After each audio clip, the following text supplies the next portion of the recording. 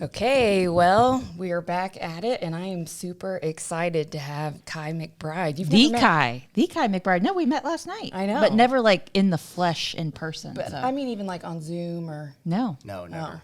oh, I well, don't even know how that's. mortgage nerd. Stop. But I don't even know how that's with just the way that the industry is. I don't know how that this is like the first time. It's kind of crazy. first of all, the Kai McBride and the mortgage nerd. And the Byrd. Yeah, the Byrd. Yeah.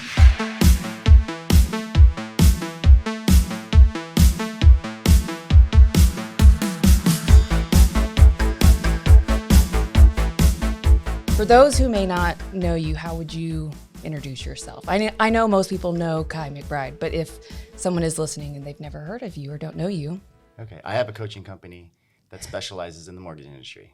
I'll keep that simple. But I'm also a sports fanatic, that's why I wore this today, by the way. traveler. Yes, as long as it's not an Astros jersey, I'm fine. Okay. Oh, the Astros. Traveler, avid golfer. I'm just everywhere. I have seen you're And like I always have famous something to say. Yeah, for the golf shots. Like people Yes. want to be in your golf shots. golf selfies. That's what I'm famous for. Hashtag golf selfies.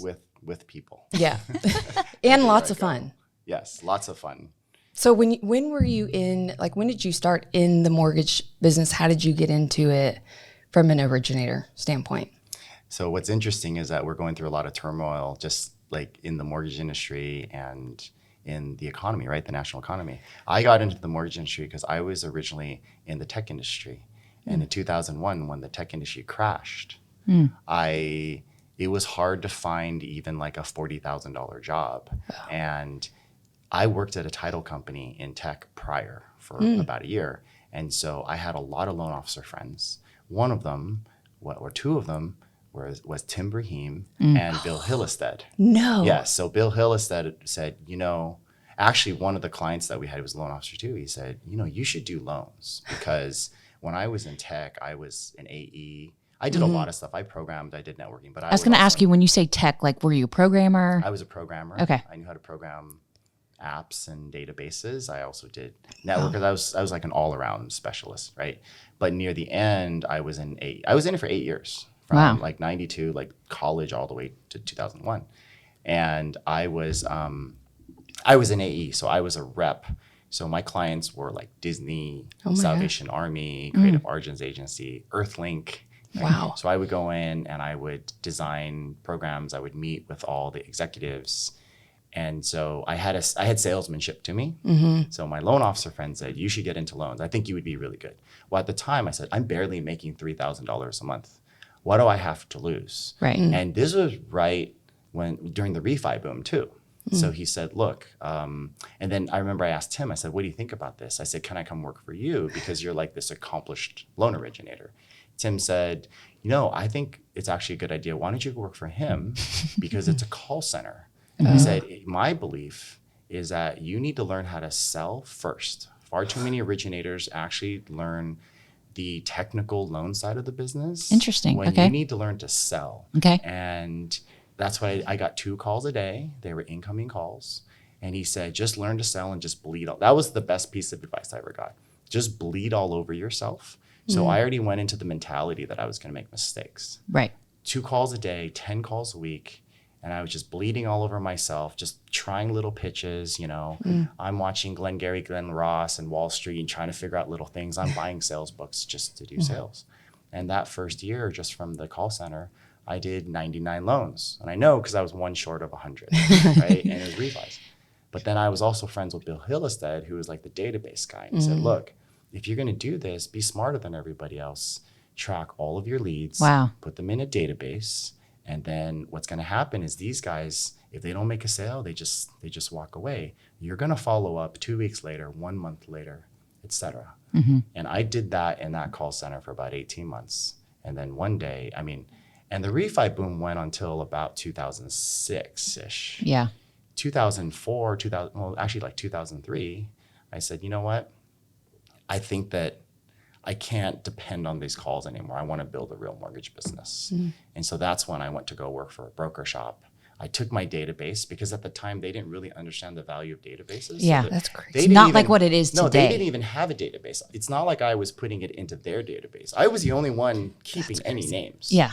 So I was just yeah. about to say for a lot of the listeners, because there's a lot of people that are in mortgage and real estate. And at that time, like database wasn't even a word. Like I'm just trying to put perspective because everybody talks about it today, but there are loan officers that I talk to and they're like, I wish back in the day when I started, I would have started because this wasn't even a thing. No. So the fact that you had that is like game changer. Let me give you the landscape of 2001. I did paper 1003s. Oh my gosh. You had a fax machine? We had a fax machine. Every day, fax sheets would come that would show us our interest rates. We would have to manually calculate. So you get like a 200. You start with 200 basis points, and then you would take a hit. If there's anything like less than 720, you have this, and you would end up with like, okay, it's 125 basis points. That's what I'm going to make. So I would handwrite a 1003. And back then, the technology, the processing software was Genesis 2000, and it was only the broker owner that had it and the processors had it. So we didn't even have LOS software. So I would have to physically hand a 1003 in a manila folder. I would have to tell people to fax me documents, or they would come by and drop them off, and I would give them a manila folder with a paper loan application and give it to my processor. She would then have to fax a cover sheet, a 1008 cover sheet to the wholesaler. And back then, the mortgage bankers wasn't really a thing. Countrywide was like the only mortgage banker. This was the mortgage broker world. Yeah. And then they would take that sheet and they would do, it was called a transbox. It's like a local messenger service. And so every day they would transbox about 20 manila folders, because we would have to then take a copy machine and make a copy of the entire manila folder into a second manila folder. So we'd have a manila one, and then we'd have like the blue one, and the blue one would go into transbox, like 20 of them, and we would message them over to the local wholesale office, and that's how they underwrote things. And back then, this is a trip too. Appraisers would go to people's houses, take Polaroid pictures, or they would take regular photos and then go to a 1 hour photo mat, develop it, cut them, tape them onto a printed like 20-page appraisal with taped photos, and then once a week he would hand deliver them to us, which we would then have to make photocopies and then transbox them to wholesalers. This was the world of 2001. But I'm going to tell you, I believe that made better salespeople. Because, in what way? Well, because I wasn't in my files all the time, because I'm not checking the LOS, and actually it was faster for me to take a paper 1003 and have a conversation with somebody about their goals and needs than get so caught up in like typing the LOS and configuring everything and just being so caught up, because I think today Point was the first one that allowed people to have their LOS on their desktop. And I think that turned people into processors. I think loan officers have a processor mentality, when back then we were salespeople and we would just take an application and then we would talk to people and we would create relationships, right? And so it was a much different world. But the thing is that you're right, there was no database. And I think I walked away with, it was 10, 50, I was only there for like a year and a half, and I walked away with 800 people in my database the very first year. That's amazing. What made Bill Hillstead know back then to keep up with the database? Well, Bill was and still is this just business genius. Yeah. And when he would train Tim Brahim's first database was, he told Tim, he said, okay, I want you to put everybody's name on a little note card. And so I think I remember the story. Would have a shoebox of note cards, and that was his database. And every day he would like pull the note card, call the person, then he was done. He'd put the note card to the back and then just keep sifting through people to nurture relationships.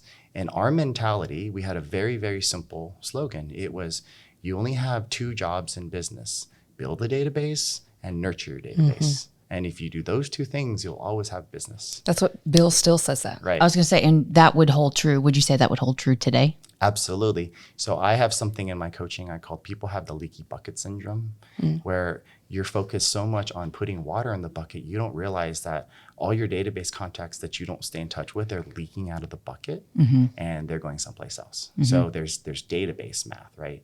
Database math is, if you have 1,000 people in your database, I mean, think about it this way. I had 800 people in my database. I was only in the business for 18 months. And The average, not even during refi boom, so the average person gets a new loan every 5 years. So that means 20% of your database is going to get a loan every year. So out of 800 people, 160 of them are getting a loan. So if you have 1,000 people and 200 people are getting a loan this year, that means every weekday somebody's funding a loan with or without you, Right. whether you like it or Wow. not. So the second year I did like 150 loans and the thing is that I went out on my own. Now, you know how hard it is to go out on your own. Now you have to build relationships. I wasn't that great at building relationships because this was like me for the first time. But because I had this database, I still did 150-ish units my second year because I had all these relationships. Yeah. And I created all these relationships. And again, I used a spreadsheet at first, and then I used Act, which was like this desktop app. Yeah. And this was revolutionary back then. That was Totally like a revolutionary. Microsoft product, right? Absolutely. Act. Yeah. But here's the thing. I was a tech guy. Yeah. So setting up a database, I would set up like drip reminders. We didn't even email back then. Email didn't come in until 2005. Did y'all still wear like beepers? Yeah. Did y'all have cell phones? What was your We sidekick? did have What a was your cell sidekick phone. number? I think I had a Nokia cell phone. And it Playing was like, Snake? It was What like was your still MySpace T9 handle? T9 texting. That's funny. Yeah. So it was, I mean, I So your remember- database strategy then though, because you said you set up a drip campaign. Is it still similar Oh, it's today? this revolutionary thing called email newsletter once a month. You know what I mean? And but that didn't even happen until 2005. My database strategy from 2001 to 2004. Okay, so here's another fun fact. You guys know Slide Dial? Yeah. Yes. Okay, before Slide Dial, myself and Bill Hillestead and Tim, we actually designed and programmed one of the first PC-based slide dial systems. Oh my gosh. Because I was a computer programmer, I would take these telephony boards and then I would go through the tutorials and I built this software.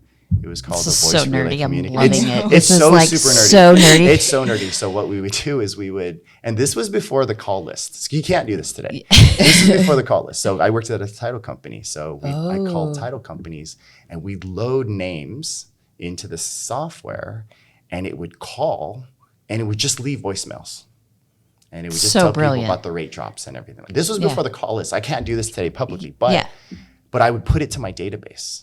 It's And just so, so like, brilliant once a at month- that time. Yeah. So once a month we'd send this out. And I physically programmed the code, right? And so once a month we'd send it out to my database. And it was like, it would be anything. It'd be like, oh, there's a rate drop, or this is a great time to buy, et cetera, et cetera. And I just kept doing that. And then so I did 150, and then I got to 200, then 250 loans.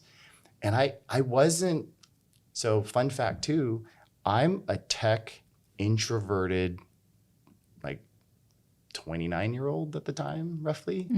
I mean, I'm so extroverted today. If I was look gonna at people say, and I what? say, oh, I was this introverted shy kid, they would say, no, there's no way. Get out of it, right? And I was like, no, that was me. So I wasn't this, like, it would scare me to think that I would have to go into a real estate office and talk to realtors. But what I was really good at was technology. And I had no problem on the phone because I was trained to be on the phone. So I would call people. So you could it was the in person. It was the in-person. Yeah. Yeah. That's kind of actually how I am. was gonna You don't say. see me in person Yeah. a whole lot. I didn't start doing in-person until actually post 2008 crash, 2009, when I had to. But by then, now I'm like 8 years into the business. Yeah. And actually in 2007, I started doing in-person like events too. But that was, and by the way, the first time I ever spoke, I wasn't even the speaker. I was presenting in front of a group of like 25 financial planners. We were doing like a financial seminar. Oof. And I didn't even want to do it. So I looked at my production partner and he was a speaker. I said, hey, can you do the presentation? Like, This is so I'll do the you. PowerPoint for you. Same. Can you just present? I will make it look so good, but Yeah. Okay, so this is all I had to do. I just had to introduce him. That's it. So I get up to the front and I say something like, welcome everybody, we're here for this. And then at one point I lost my train of thought and I froze. So I froze, I want to say for about 10 seconds. And that's a really, feels like an really hour. long time to freeze. And I just said, and we're going to... No, it was literally like deer in did the your headlights. body freeze too? My it was body just, froze. you Like, looked like a everybody froze. mannequin for 10 seconds. And you can't be like when No, you yeah. Zoom, you can be like, oh, it's the internet. Yeah. You know. Afterwards, my friend said, I just wanted to walk up to you and like pat you on the back and get some words out. And it was so embarrassing that we recorded the whole thing because like, okay, we're going to record it. We're going to show it. And I said, I never want to see that videotape. I was going to say, how do we get a copy? Yeah, I still have it. I said, I never want to see that ever. And so this is like the past life. While today, like Deb and I can host, like we can wing things no problem like we did the other day on Lender Launchpad. I'm just like, yeah, I don't know what I'm talking about, but I've got a bunch of cameras off and it's just me, 200 people. Let's go. What are we going to talk about today? Yeah. Right? And not only like chat was not, you couldn't chat. Like we were on a Zoom and faces chat was disabled. Faces were disabled. And he had no idea. Like he's literally thrown into this and he's like, okay, I guess the chat's disabled. And he just goes with it. Yeah. But I want to know how because I have a similar fear to this day. I do not like to talk in front of crowds. I lose my breath. And my husband always says fear is not real. Like that's what Kobe Bryant, I guess you should say. Anyways, so you had that moment and here you are today. Like, how did you recover? Like, because obviously you had to speak again. Absolutely. So do you not replay like the freeze moment? So I learned a lot about speaking. So then I'm playing golf with Tim. We're playing golf in LA. And he says to me, he's like, hey, God, how many units are you going to fund this year? I said, 220, 230, something like that. He goes, oh my gosh, that's amazing. Like you've been in this industry like 4 years, you're doing that. He's like, how are you doing it? He looks at me and goes, are you using technology? I said, yeah, I'm databasing and I'm using technology. I'm just keeping in touch with people. He said, so back then, Tim had a company called the Loan Toolbox. It was like the original training platform. And there were like 10,000 members. It was a big deal. It was like $150 a month, 10,000 members, and it was a complete loan officer training platform.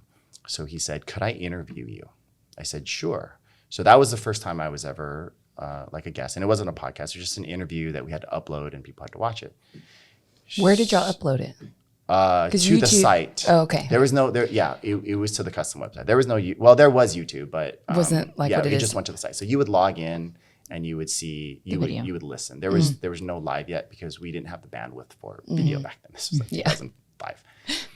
And I remember 2005. I think it was Tim Broadhurst because he was in Austin, and they were like, "Yeah, we're emailing clients now." I'm like, "Oh my gosh, that's like a big deal." You're emailing clients. I'm still mass distribution, right? No, it wasn't even marketing. He's just talking about like he's emailing clients. Just like, an email. I need a pay stub. You know what I mean? Like, oh hell, like I just need this and that. And there was no like, this is not compliant. I can't put it in email. We're just sending stuff out, right? Yeah. It wasn't until later. It's fantastic. So then they put it up, and it was a really popular episode because it's like database marketing, and nobody knew what that was. And so I was like the database marketing guru. So then he had his big event. It's like a yearly event, sort of like Sales Mastery Mastermind. And this is an event, we're talking 3,000 to 4,000 people. Wow. So he said to me, he said, would you like to be on a panel on stage?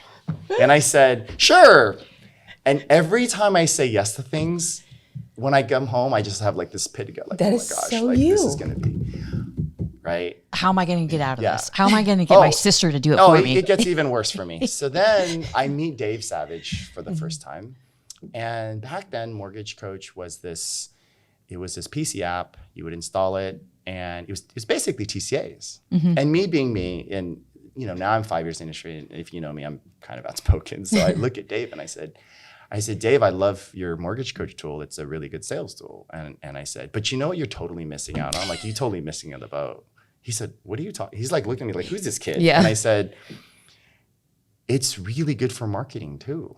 He goes, what do you mean? I said, well, what I do is I just create a bunch of sample TCAs, and then I send it out to my database, and I'll send it out to realtors. And I kid you not, like he hadn't thought about that because for him, it's a point of sales tool.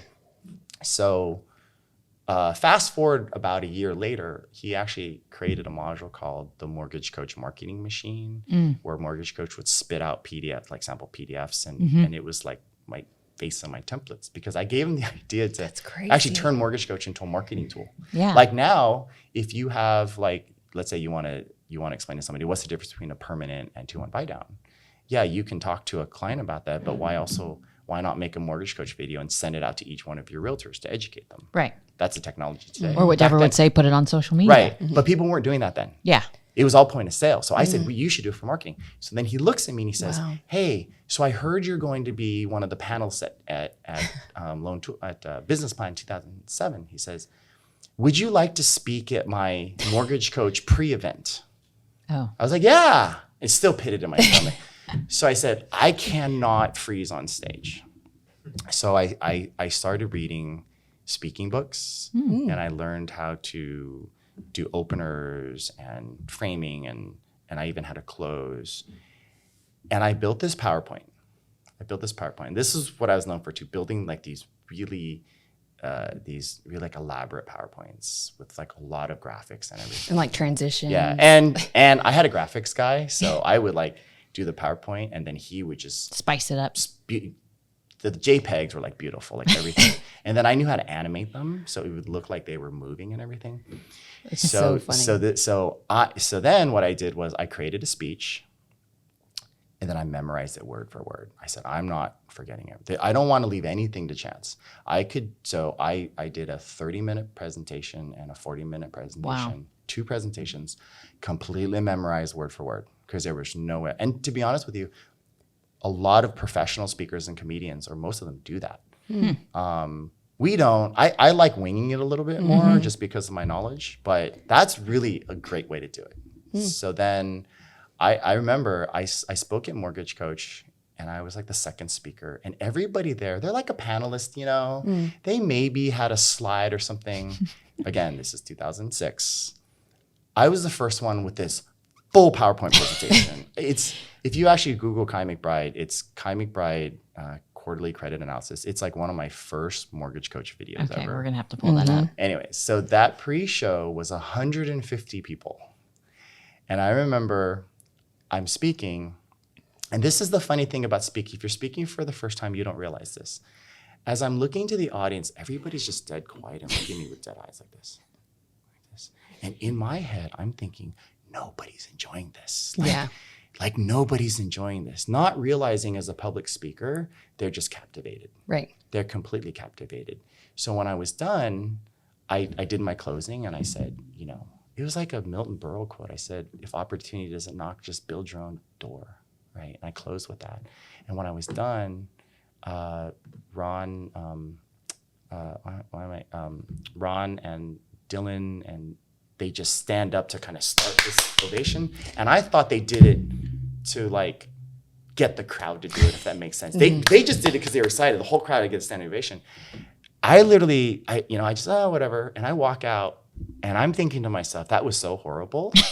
Like, people were bored, and they had to actually stand up and force people to clap. So I found an empty conference room, and I sat on the floor, and I said, oh my gosh, I just embarrassed myself again. That was probably extremely horrible. I don't know. I gathered myself together 30 minutes. I walked back into the conference room, and then Dylan Kramer's up there talking, and he's like mentioning me. And then I sit down, next to, I think, Cindy Ertman or somebody like that, Ron Quintero. And they're like, where have you been? I said, well, I just had to go and get some air. I just had a meltdown for 30 minutes. They're like, every single panelist is talking about what you did. He goes, that was freaking amazing. I'm like, what? Are you kidding me? Like, didn't people hate? They're like, what are you talking about, right? And then for the rest of the show, I wasn't speaking till the next day, but like I would walk around, and like Stephen Marshall and Cindy Murray, they would just walk up to me like, hey, even Scott Nicholson, Tom Bassett, like, dude, I heard about your mortgage presentation. You did like this PowerPoint thing. I heard it was like freaking amazing. I'm like, really? That's so funny. I was like, yeah. They're like, dude, like everybody's been talking about that presentation. It's crazy.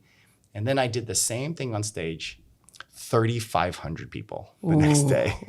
3,500 people.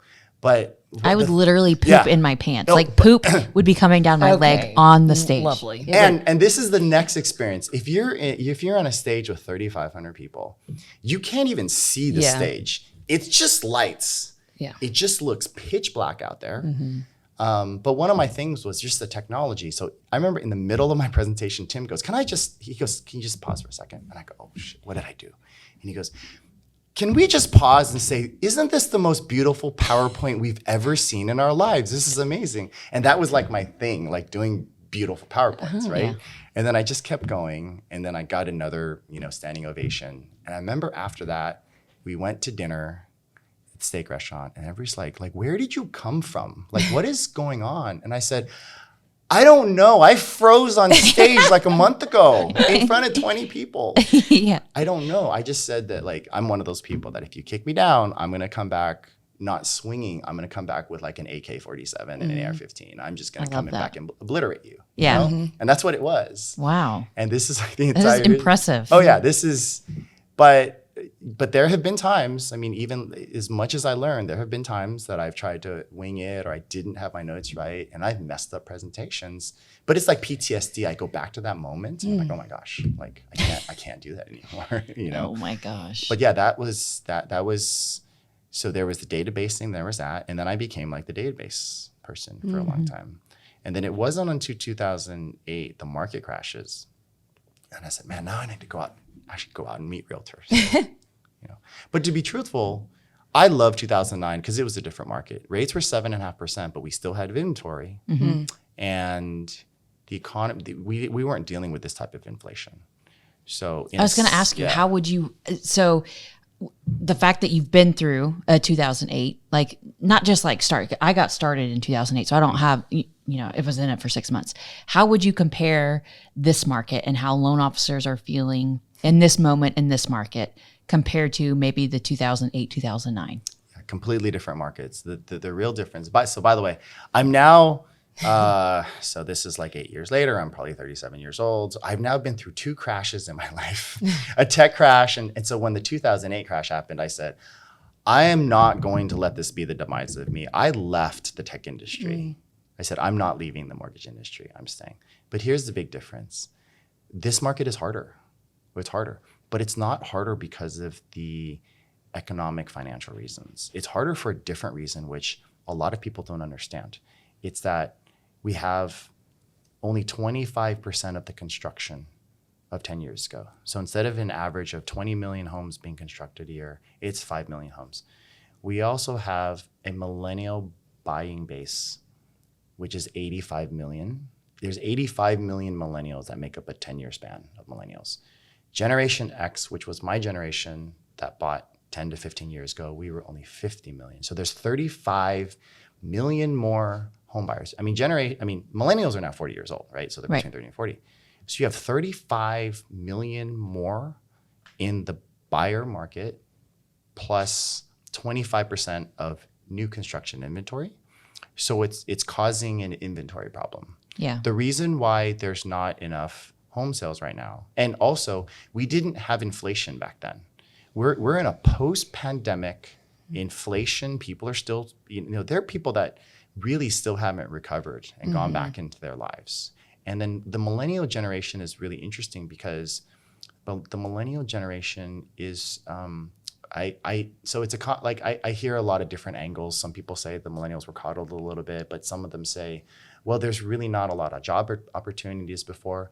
So you also have a generation that isn't really ready to buy yet. The Gen Xers, we were more prepared for finances and jobs and home ownerships. And so even though we also have 85 million millennials, you've got a lot of people that are a little bit on the fence. And then when they get ready to buy, I bought my first home, and mind you, it wasn't a nice home, but I bought my first home in 2003 for $600,000, and today it's like a $2 million home. So what are millennials buying today? Like, what's the price point? Right. I could get a conventional loan in a major city back then. Well, it was still jumbo. So you have price point issues, you have inflation issues, you have inventory issues, you have overbuyer issues. So realtors don't have enough business. Loan officers don't have enough business. It's like feeding a family of 10 with only 3 plates right now. It's much different. I mean, I hate to say this, but what's going to help save the industry is if a third of the industry leaves. Because there's no other way. It's either that or everybody's going to starve. And so some people are going to starve enough that they're going to just leave. Yeah. And then the market share is going to then shift to the rest of us. And because of that, competition is going to be higher. And so when I speak nowadays, I talk about upping your sales skills, embracing the millennial buyer, using technology, no more phone conversations. This is about videos, visual presentations, sharing on social media. Because not only do you have to be at a competitive advantage because you're fighting for every single deal, you have to connect with a generation that doesn't connect in the same way is Gen X and boomers. Mm-hmm. They don't relate to just phone calls. They want to see visuals. They want to be able to see it on their phone. They're gonna vet you. Mm-hmm. They're gonna Google you, and it's more likely that the referral of the future is somebody calling you, Denise, and saying, I saw a video that was shared on TikTok or on Instagram where you did an illustration of 5% versus 10% on some software that showed all the fees and rates in these colorful columns. And it was extremely, you were very knowledgeable, and it explicitly showed me without confusion how to buy a home, and I want to talk to you about getting a mortgage. Mm-hmm. It's because something that you created visually was shared. Mm-hmm. And that's the referral of the future. Mm. And if anybody's out there trying to sell by phone, it's a dead technique So to today's consumer. If you were a loan officer right now and you're on the brink of starvation, Mm-hmm. what would you tell them if they're going after realtors and their mindset? Because I'm a loan officer, and what I hear majority of the time is pick up the phone and call realtors or get in front of more realtors. What do you say to that? Well, the problem with that is that you can, but realtors don't have business. Mm-hmm. It's not that that doesn't work. It's just that they don't have business. And there's also not a lot of value for realtors in that way. So meeting with the realtor and talking about doing business, that doesn't help them get any more business. Mm-hmm. So the strategy today is that I think for years, loan officers have been trained to be salespeople, but we need to retrain ourselves to be marketing people. Yeah. Okay, so today's modern mortgage professional should learn the visual tools like a mortgage coach, MBS Highway tools, lender launchpad tools that you can visually create loan scenarios that educate people on how a loan works and compares different loans. Then using tools like Loom, Mm-hmm. YouTube to then create videos, or Lender Launchpad to create digital presentations Mm-hmm. and share them. And you will use that not only for buyer consultations, but to then market and educate realtors. Because if I'm going to educate, like, why am I going to verbally educate somebody the difference between a permanent and 2-1 buy down? Or why am I going to verbally explain impound accounts to somebody? Right. When I can visually do it, I can post it, I can get it shared. If I can get 3,000 views on how impounds work, now I'm creating something viral because it's valuable information. And so for me, or for an originator, you want to reach out to realtors and give them something that they can use to then educate their buyers and get them off the fence. So in today's market, it's getting people off the fence because they want to wait, or interest rates are too high. So what I would be doing is I would be doing videos explaining how you can still, because homes are more affordable now because it's a buyer's market, but how do we get into that home with more affordable interest rates and affordable strategies? If I can create a video that not only explains the strategies of buy down strategies or maybe seller concession strategies to a realtor, it helps actually educate them. Then they can just reshare it to their buyer base, and you will, instead of going after realtors, you will just attract realtors. I have clients that do that, and realtors are calling her. She's not calling people for coffee. Realtors are calling her. Mm-hmm. And then what we're also doing is then we're double downing also on doing Zoom masterminds with realtors. Instead of inviting somebody to a coffee, let's invite them to a mastermind with other realtors, other top producing realtors, that we can share success strategies on what people are doing, and then also showcase your sales and technology skills. Mm-hmm. And what's great about that is we're in a world that we need to document and share everything that we do. So every mastermind that is done should be recorded and shared and made viral. Shared where? Social, YouTube, Facebook, Instagram. Take little clips, send them. So if I were to if I was a loan officer and I were to talk to somebody about doing a loan with me, there'd probably be a little bit of text interaction, a little bit of email interaction. I want to be able to say, by the way, here's a link of a 30-second clip of a buyer consultation that I do. Or here's a 30-second clip of how I will help you and your realtor negotiate a better offer using a buy down or win your offer. So when we flip it and it becomes a seller's market again, we're going to be competing against 20 people on average. So what are loan officers doing to actually help realtors win those offers? And loan officers are like, what do you mean? That's not my job. I sent a pre-approval letter. It's up to the agent. That's the agent's job. It's the agent's job. That's fine if you want to sit around and wait for a paycheck. But if you can create illustrations on how the financing is solid, an appraisal gap strategy, just in case the appraisal doesn't come through, and you can create a video, a presentation, and then send that to the agent, which is shareable to the seller so they get the same presentation. It also puts you in a different light because now you looked at this completely professional, this professional mortgage professional that's had this full-blown presentation. And then if they were to, so I've got a lot of clients that were big on get your reviews, get your online reviews. I mean, I have one of my coaches, he has 1,100 Google reviews, 5-star Google reviews. Wow. So when you have 1,100 Google reviews, you put that on your presentation too. Yeah. 1,100 5-star reviews. Yeah. And here's the thing. What realtors don't realize is that we do a lot more transactions than realtors. I mean, for a realtor to do 50 transactions, that could be a span of like 10 years. Right. We can do 50 transactions in a span of a month if we wanted to. So anybody that throws up, I've got 350 online reviews, and then put that on there too. Especially for people that are biased about VA loans.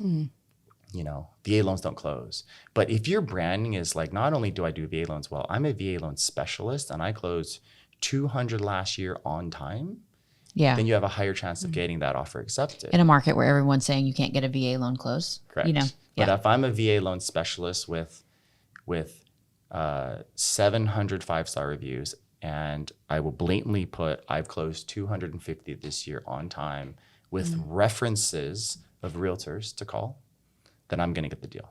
I'm going to win you that offer.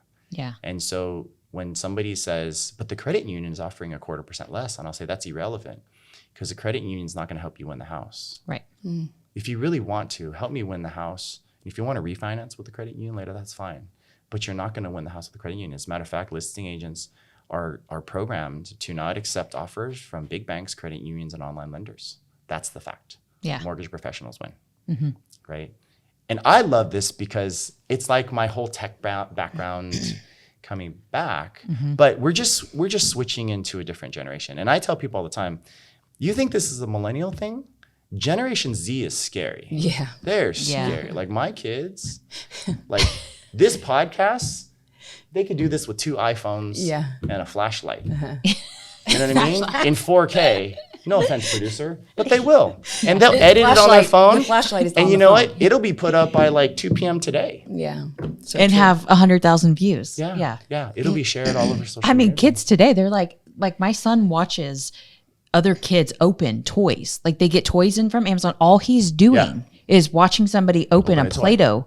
And there's like millions of views and they're cashing a check from the Play-Doh people. And I'm like, Carter, you better start freaking opening some. Where's the camera? I'm going to go live tonight and get Yeah. a Play-Doh set and be like, I'm unboxing No one's going to watch it. I mean, I'm I just don't kidding. want to be like, what do we have? There's, it's not racist or sexist, but what is it like when you're prejudiced against like a generation, like Genist or something? Right. I don't mean to be Genist, but like when somebody says, I don't want to do a video or I don't know what I look, sounds like a boomer Gen X problem. Yeah.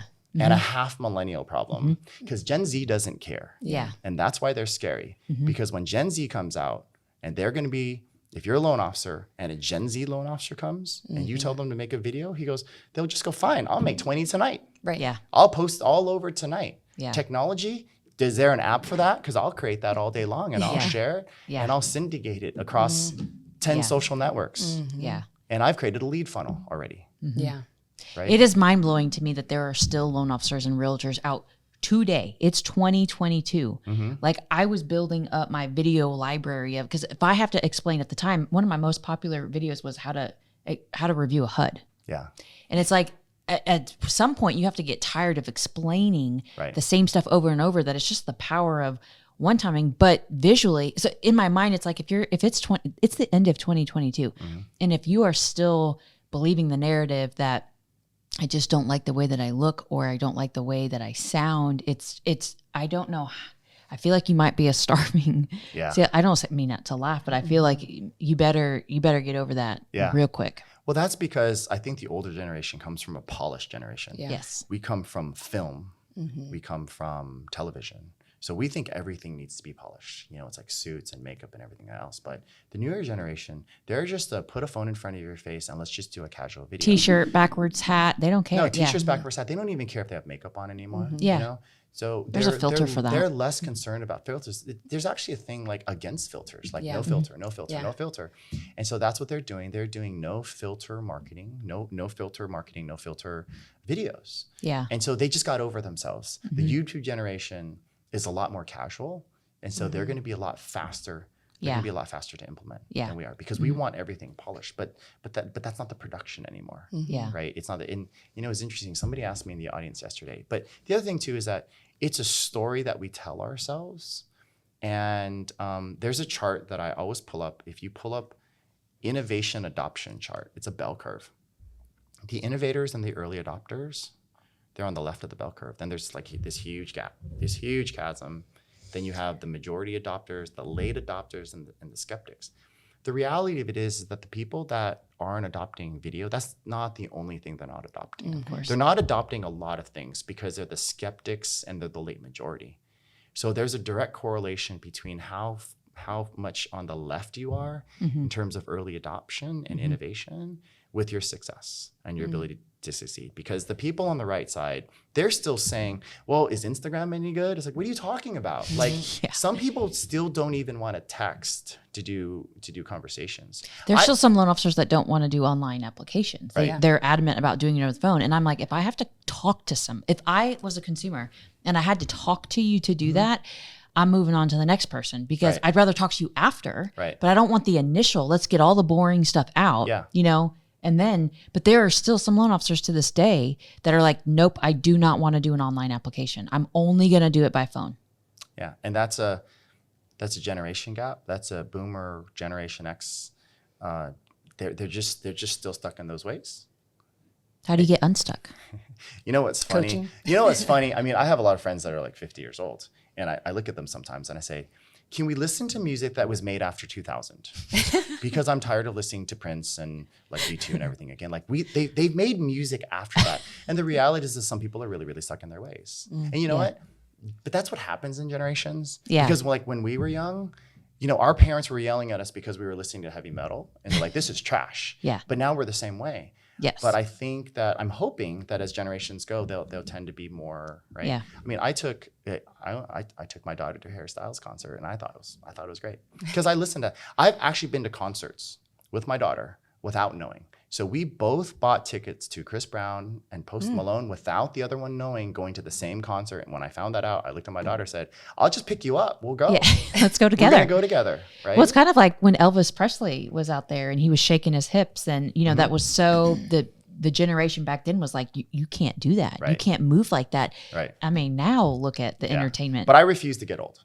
Okay. I just refuse to get old in my mind, right? So it's that. But somebody asked me yesterday, so I'm talking about this because I just did a presentation for a loan officer group, and he said, you know, can I ask you a question? He's in the front of the room, and he says, you know, I'm 62 years old, like, you know, like me adapting technology and everything, and I'm like, well, I mean, here's the thing. Facebook came out in 2008. How old were you so then? in 2008, that was 14 years ago. If you're 62, 14 years ago, you were 38. I'm 49 and I know how to do all these things. What's been your excuse for the past 14 years? Yeah. Because you're asking me that question today. It's not like Facebook and video came out today. Right. It came out. I mean, social media really started the boom in 2008, if you know that. If you look at all the original people on Facebook, it says joined in 2008. Nobody joined before 2008, right? Yeah. So it's like, we've had this since then. Yeah. Where have you Right. been? So these are the same people that said, I don't want to use an ATM. I'm going to go inside the teller. But that's fine because it's a generation that didn't adapt to technology. Gen X was the first generation that said, hey, listen, we get to use technology for the first time and we embrace it. And then millennials were born with technology and Gen Z were born with smartphones. But that's the shift. Yeah. You're going to make it or you're going to die. Yeah. In this market. But you have no choice because, so I watch a lot of sci-fi. You know? So I'm fascinated by like dystopian societies and things like that. And so I see myself like this. It's like this post-apocalypse dystopian loan officer scenario where it's like only the high society loan officers with technology are winning, and then everybody else is like fighting for like realtor scraps. Yeah. In the city where it's like poor and whatever. And then we've got these highbrow loan officers. Well, I'm just going to send you my presentation. Click, right? Yeah. That's what it's going to be like. Yeah. You're either going to be like upper class loan officer, or you're going to be fighting for the scraps, because there is no middle class in this market. There's no middle class loan officers in this market. Totally agree. It's feast or famine. All right, so we're coming up towards the end. I know that a lot of loan officers are loving this, and I'm sure they're feeling very motivated. There's coaching programs that are out there. I would love for you to tell our audience, like, what makes yours young, hip, modern. If they're feeling like they're struggling, how do they subscribe to you? Right. Like, tell us more about that. So my coaching program, so KaiMcBride.com, that's the website. So it's my name, KhaimcBride.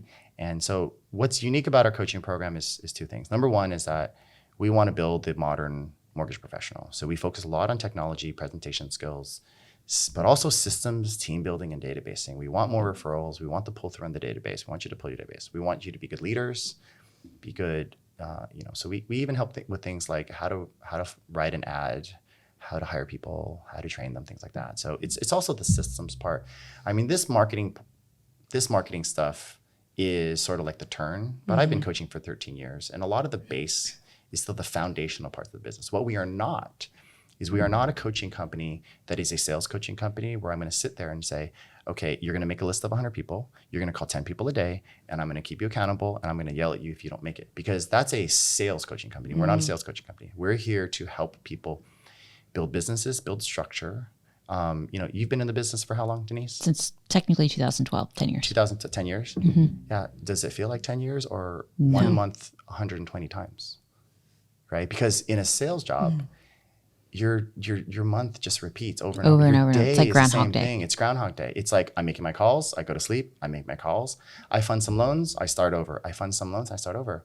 That's not what we do. Yeah. We want people to build something, teach them how to market, teach them how to create a base, a brand, so they wake up excited every single day. What podcast do I have to do today? What video do I have to do today? How am I going to market myself today? What am I, what graphics can I put to be more popular? And so we do one-on-ones, but what we do is we put you in a mastermind group first. And the mastermind group is led by coaches, and we teach concepts, and you learn it in a group format. We keep people accountable, like, come on, you got to do the homework. You got to, but the accountability is keeping up with the group. Right. It's not because kind of naturally happens. Yeah, with it's the not group. because you're turning your sheet. Yeah. We still offer privates, but privates is more of a support. Like if you need a private to help you get through problems, then go ahead and schedule a private. That, to me, that's a dog wagging the tail. If you start with privates, I think that's the tail wagging the dog, and it turns into a therapy session. And the problem that I see with privates is that you're in this bubble. But when I'm in a group, we can see what other people are doing in other markets, and it's more motivating. So it's mastermind coaching with privates. We also do weekly trainings. We have text groups for instant answers. If you want an answer to a marketing problem or something, you just you can text your mastermind group, and there's coaches on there. We just respond immediately with any questions. And then we have a live event every single year and a Facebook page. When's your next live event? It'll be in the spring. It'll be in the spring. In the spring. Okay. Yeah, well, I good haven't deal. booked it yet. Good. See you, Deb. Bye. This is our world. Yeah. Just go into Mortgage Coach. That's amazing. I think what I love too is that you were describing how you've got different levels, but I think especially right now, because the market, it's not even that it is shifting, it already has shifted. Right. And I don't believe that there's enough tactical, almost sales skills training, not sales coaching. Because it's like when I get around other loan officers, that's the thing that they're searching for. And like, hey, Denise, can you teach me how to do? I don't have that. I just write mortgage loans. So I love what you're doing. I'm a fan of what you're doing. I think that there's a big need out there, and I think loan officers are thirsting for it. So I love that you offer that. We have 3 levels. So if you're level 1, you're doing less than. So normally it's 0 to 100, 100, 200, and then 200 units more. But in this market, it's more like 0 to 70, 70 to 150, and then 150 and above. So if you're 0 to 70 units here, level 1, our primary focus is establishing your marketing, your branding, and selling in a digital modern world, and how to reach out to realtors, doing mastermind groups and presentations and sharing and going viral. Not coffees, not phone calls. Yeah. You can do that. And I'm not saying you can't. I'm not saying there's a place for that. I think there's a time and place for it, but that's not the hook I would use if I was fishing. Correct. You know? Because there isn't any inherent value. Yeah. Level 2, we repeat all of that, but then we start adding, how do we get you your first LOA, or how do we develop the LOA that you have? How do we build your team? How do we also now really optimize your CRM, your systems, your automation, your workflow? And then level 3, because level 3, I've got clients that do anywhere from 180 loans to 500 loans a year. It's leadership, it's big team management, it's market expansion into different states. Right. And when I also think that loans is not a localized industry. You can do loans in multiple states. How can you do loans in multiple states taking somebody to coffee? Think about that. That doesn't work. Yeah. Right? If you want to do, we're in here in Texas. If you want to do a loan in Iowa, you can't go to the Iowa Dutch Brothers. You can't show up to the closing. Right. Yeah. But you can have a virtual meeting with them. Right. And so if you're in that rhythm of doing virtual meetings, I think every single loan officer should be licensed in 5 other states, in 5 states total. That way you can create a much broader reach. Yeah. And what you can do and the value that you can provide, to those states. It's funny that you say that, because like a couple of years ago when COVID hit, it's like I was only licensed in Texas. Our company is licensed everywhere, but had all these people buying second homes in Oklahoma and Broken Bow. And I was like, I got my past clients. I'm having to refer the client out, and I'm like, I don't want to do that. So I got licensed in Oklahoma, got licensed in Florida, because all these East Coasters are moving. And so I definitely agree with that. I think sometimes loan officers think that it has to be, because in the realtor world, their sales pitch, if it's a limited sales pitch, it's like, you've got to use my local lender. Yeah, I don't think so. The other thing too is that I don't think people realize how relationships work today. The reality of it is that, so I live in 2 cities. I live in Austin and I live in LA. I have a complete friendship with Deb, who lives in Dallas. Yeah. We're never in the same city, but I feel like we're good friends because we connect on social, we connect on phones. And so think about, in today's world, how we keep friendships across the country with people, and we rarely see them because of the power of social, because of the power of smartphones. So how is that any different with our realtor partners and our clients? There's not a need for locale anymore. And if you live in major cities like we do, where there's traffic, I'm not getting in a car to meet anybody. I know. And it's like so many people think, well, I have to have the in-person meeting with my client. And I'm like, but my clients, even if you're in Fort Worth, and depending on the time of day, that could be an hour and a half drive one way. Right. Nobody's going to do that. Right. And I think there is a lot of older sales tactics that are still trying to be used and applied today. Like I was meeting with a loan officer last week, and they were saying, well, my coach taught me to get on the phone with this client and absorb as much time as possible with them, because it would prevent them from wanting to get on the phone with the next loan officer, because they've just exhausted their brain with the conversation. And I was like, that's a sales tactic. That's a car salesman tactic. It's keeping them on the lot. That's car crazy. salesman tactic is, if they're on the lot, you make sure they don't get off the lot, and you never want them to go to another car dealership to deal with this again. And they'll eventually give, because they'll just buy the car from you. Yeah. Well, but this is what people are missing. It's not like meeting people in person doesn't have a higher conversion, because it does have a really higher conversion. But here's the opportunity that people are missing. If I have a Zoom meeting with somebody, I can record it, and then I can tell them, if there's any confusion, I'm going to put this up on a website, whether it's Loom, YouTube, or whatever it is. Go ahead and rewatch it. Yeah. And if you're going to ask your parents advice or your brother advice, share it with them and let them see it. But now that's free marketing. That's free sharing. Yeah. As far as I'm concerned, send it to every single one of your family, because I just did a free ad for your entire family to use me as a mortgage person. Yeah. So every sales opportunity is a marketing opportunity. And that's why the mortgage professional of the future is a marketer. So honest opinion, do you think that meeting somebody in person in the flesh. Because by the way, I agree with that. And that's exactly how I don't meet any of my clients. My one role in the team is the rate presentation, and it's an entire video and it's sent to them. It's not even a Zoom where it's 2-way. It's just me doing a Loom and I'm walking them through like, here's what the bond market's done. Yeah. Here's your rate board. Now let me show you your TCA. Cause I'm controlling what I want them to see. But in your professional opinion, would you still say that the in-person face-to-face meeting would build a greater connection than a video? Take the business side of it where you can multiply it and send it out to, but do you think from a connection standpoint, this is a hot debate that my sister and I have. So you're now on the spot. Is the kneecap to kneecap still going to build a deeper connection than any video would? What I think is that if you look at the generation, that's going to be the biggest difference. Got it. Because if you have a client that's a boomer generation, there's going to be a higher chance that the in-person. If you're dealing with the millennial generation, it'll be just as good or better to do it digital. The thing is that what's a dominant generation? Number one. But the other thing too is that I don't know that convert. I think there's diminishing returns on the conversion. That's the thing. Okay. So if I'm going to be able, if I can do it digital and I can convert 70%, maybe I can convert 85% if it's in person, but how much time did that take? Right. And then how much other opportunity did I lose? And that's what we have to think about, because as business owners, it's not just about the individual sale. I always think, how do I scale?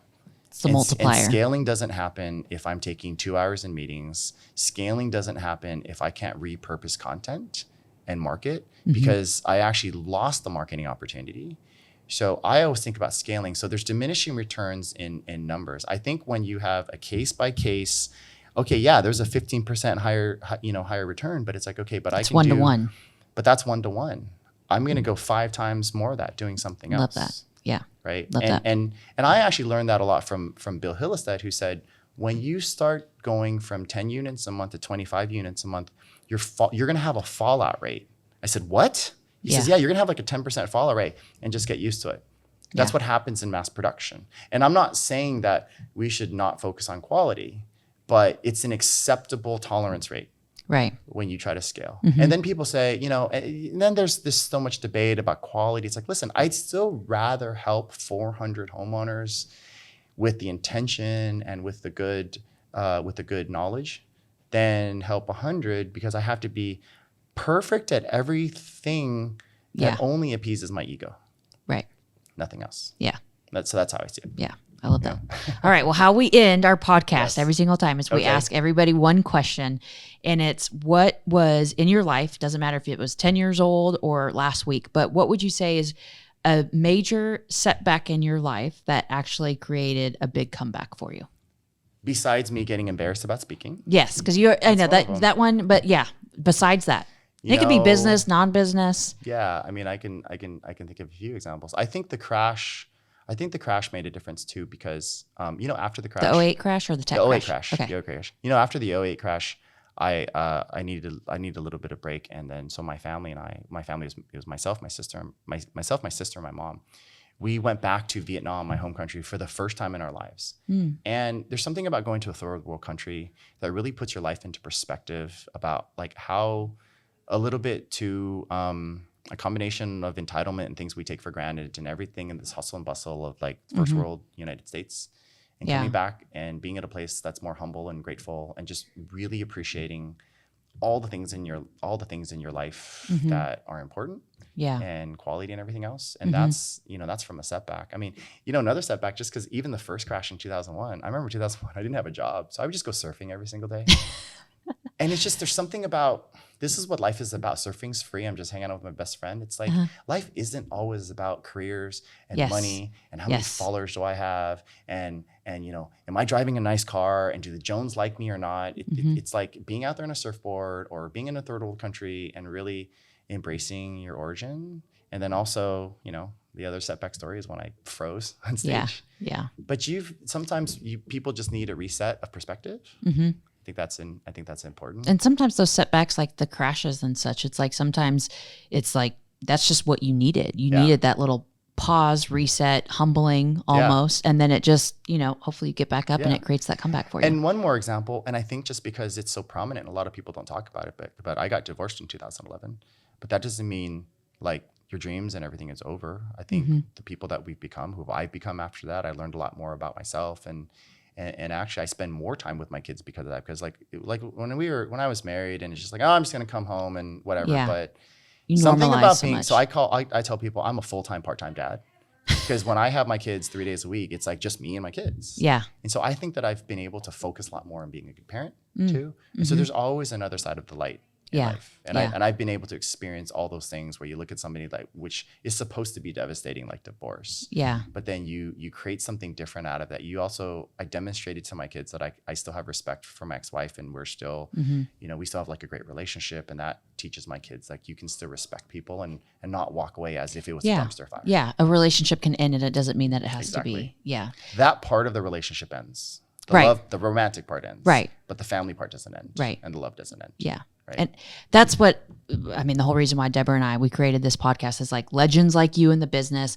So many times we hear from you and it's like all the great things. It's that iceberg, and it's the top of the iceberg that always gets talked about. But the truth is that you've gone through some stuff. You've gone through 2 crashes. You've gone through a divorce, and it's like, that's okay. That's life. And so if there's somebody that's listening right now and you're a realtor or you're a loan officer and you feel like you're in that part, just know you come through that. Okay, I'll tell 2 stories. In the 2008 crash, a couple things. One time I was just driving in my Range Rover, just wondering how I'm gonna make it through life. And I literally had like $187 in the bank, something like that. And then I heard my kids singing in the back. And for that one moment, I just got lost in them singing. And I said, this is what life is about, just like listening to them sing. So anyways, later that day, High School Musical 3 comes out, which was like the greatest thing ever. I've never seen one of them. Okay. But anyways, it's like the greatest thing ever for kids, right? For these Gen Z kids. Like, Dad, you got to take me to High School Musical. So my wife looks at me and goes, we're going to take them to High School Musical, right? I had $187 in the bank. Oh. Do you know how much it costs to take somebody to a movie? About $100 when you do the popcorn and everything. I took them to that movie because it didn't matter at that point. What mattered to me was staying in that moment. And I said, I'll figure this out. And so if anybody is at the point of suffering and thinking what it's like, just also remember too, there's a lot of good things in life that you also have to refocus on. It's not just about those things. Yeah. And I made it. Yeah. Somehow. Yeah. Might not always be pretty, but. Yeah. You know what's pretty? Getting a knock at 3 a.m. because they repoed your Range Rover. Oh. Yeah. Yeah. So I've been through that. Yeah. I've been broken rich like over and over and over again, to the point where I say to myself, like, I'm doing well, but if it were to all come crashing down, that's even my story coming here as an immigrant. I actually come from a high class family in Vietnam, to come here with nothing, to build something, to crash, to build something, to crash. If somebody took it all away from me, I would rebuild it all over again. Yeah. And so like resilience is my thing, and everything is just another thing. And I have found an equal amount of joy when life is supposed to be at your lowest, when compared to like when life is supposed to be at my highest. Yeah. And I think that that's what we have to remember. And this industry is an up and down industry. Absolutely. And if every time the industry goes down, if that takes you by surprise, you're not seeing the perspective of like the industry in life. So yeah. Anyways. Well, how do people follow you? What's your Instagram? What's the best way? Kai McBride. It's the only Kai McBride in the world. Khai McBride. So it's at Kai McBride for everything. Facebook, Instagram, my website. I thought about changing my website to my company name, but everybody's like, but everybody knows your name. Yeah. It's the only Kai McBride in the world. So follow me in all the places. Find me on my website. I love it. Well, listeners, you tuning in, make sure you go follow him. Make sure you subscribe to our channel. Kai, thank you so much. You are amazing. I feel so empowered walking away today. So thank you those who are listening. Thank you, Kai. And until I'm a next nerd time. too. Yeah, nerds, Nerd Nation. I'm kind of like, I think you're the OG nerd. I'm like you that like turned into Deb. Yeah. If you think about it. Yeah. That's why when you were telling me about your story, I'm like, I love that you're like, because I'm still this nerdy introvert. People give me a hard time because if they actually see me in the flesh, they're like, oh my God, I don't see you behind a camera. Right. Because my ideal life is like, I have no problem being behind a camera and educating, but then like when it's done, I just want to go home and not do anything. Yeah. So, all right, guys, thank you. All right. Y'all take care.